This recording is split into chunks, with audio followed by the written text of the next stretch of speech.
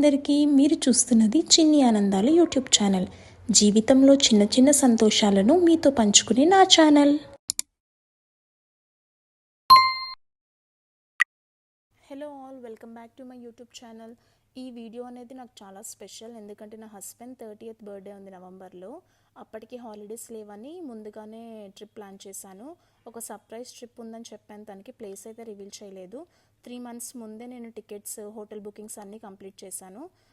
బడ్జెట్లో ట్రావెల్ చేయాలంటే air Asia అనేది బెస్ట్ ఆప్షన్. మాకు 12 o'clockకి ఫ్లైట్. సో 3 hours ముందు చెక్ ఇన్ ప్రాసెస్ అనేది స్టార్ట్ అయింది. అరౌండ్ 7 o'clock కల్లా కౌలాలంపూర్ అయితే రీచ్ అయ్యాము. అక్కడ నుంచి నేను లంకావి ఐలాండ్కి అయితే ఫ్లైట్ బుక్ చేశాను, కానీ మాకు 3 hours అనేది టైం ఉంది. ఇంతలో ఇమిగ్రేషన్ అనేది పూర్తి చేసేసి ప్రీపెయిడ్ సిమ్ అనేది తీసుకున్నాము. సెలికామ్ డిజి అని కౌలాలంపూర్ ఎయిర్పోర్ట్లోనే ఉంటుంది. అక్కడ సిమ్ తీసుకొని స్టార్ట్ అయిపోయాము. అరౌండ్ 521 రూపీస్ అయితే పడింది. మధ్యాహ్నం 1 ఆ టైంకి లంకావికి అయితే రీచ్ అయిపోయాము. చాలా చిన్న క్యూట్ ఎయిర్పోర్ట్. అక్కడ నుంచి మేము బుక్ చేసుకున్న హోటల్ అయితే 20 minutes పట్టింది. అక్కడికి స్టార్ట్ అయిపోయాము. హోటల్లో కొంచెం సెక్యూరిటీ డిపాజిట్ అనేది పే చేయాలి, 100 ringgits అలాగా. చెక్అవుట్ ప్రాసెస్ అంతా కంప్లీట్ చేసేసి ఫార్మాలిటీస్ అన్నీ కంప్లీట్ చేసి రూమ్లో అయితే చెక్ ఇన్ అయిపోయాము. ఇది మా రూమ్. చాలా నీట్గా క్లీన్గా మెయింటైన్ చేస్తున్నారు. ఈ హోటల్లో private beach, swimming pool access కూడా ఉంది. కొంచెం రెస్ట్ తీసుకున్నాము మధ్యాహ్నము. దాని తర్వాత అక్కడ నుండి చెనాంగ్ బీచ్కి అయితే స్టార్ట్ అయిపోదాము అనుకున్నాము.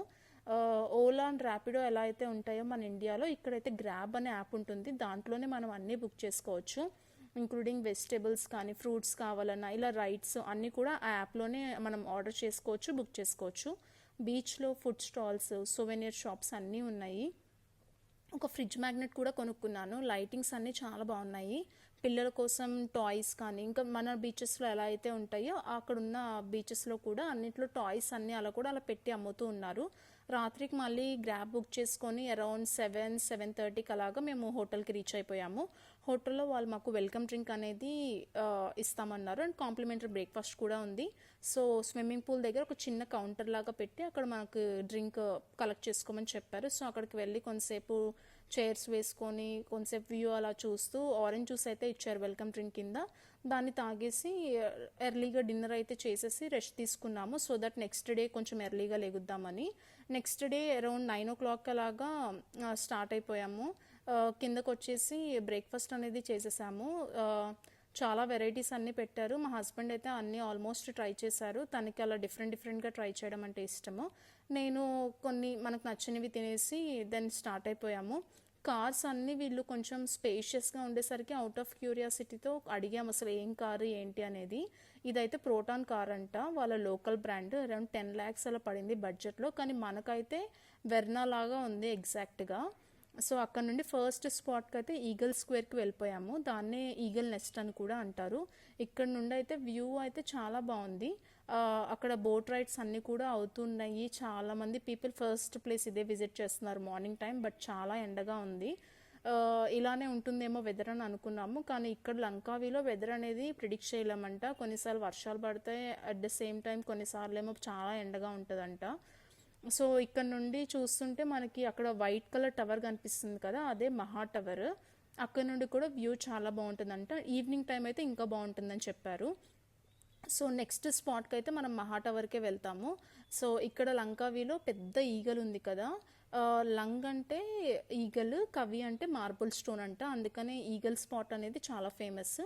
ఇప్పుడు చూపిస్తున్నది అయితే మహా టవర్. ఇక్కడ నుండి ఈవినింగ్ టైమ్ వ్యూ అయితే చాలా బాగుంటుందంటే. టాప్లో ఒక స్కై లాంచ్ ఉంది, అక్కడ 100 ringgits అలా పే చేస్తే మనము ఎలో చేస్తారంట.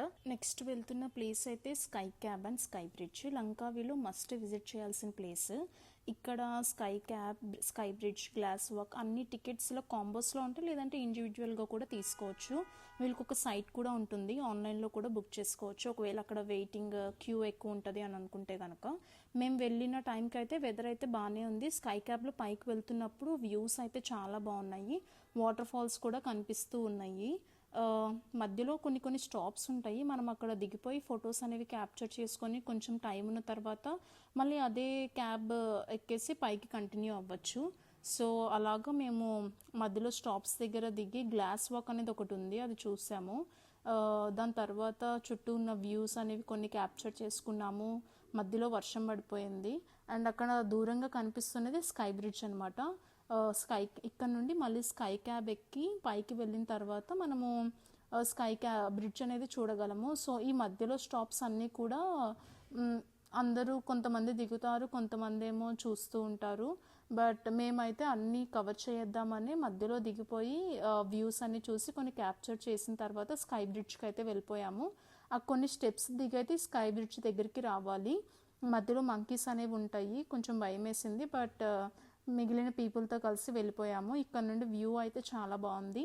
లాస్ట్లో కిందకు వచ్చేసిన తర్వాత ఇలా చిన్నపిల్లల షో ఒకటి వేశారు, ఒక 20 minutes, అది కూడా బాగుంది. సో అది చూస్తున్నప్పుడు 360 degrees మనకు కనిపిస్తుంది. మిగిలిన డీటెయిల్స్ అన్ని నేను పార్ట్ 2లో షేర్ చేస్తాను. ఇప్పటికే లెంగ్తీ అయిపోయింది. Thanks for watching. ఇంకా మరిన్ని వీడియోస్ కోసం సబ్స్క్రైబ్ చేయడం, లైక్ చేయడం, బెల్ ఐకాన్ నొక్కడం మర్చిపోకండి.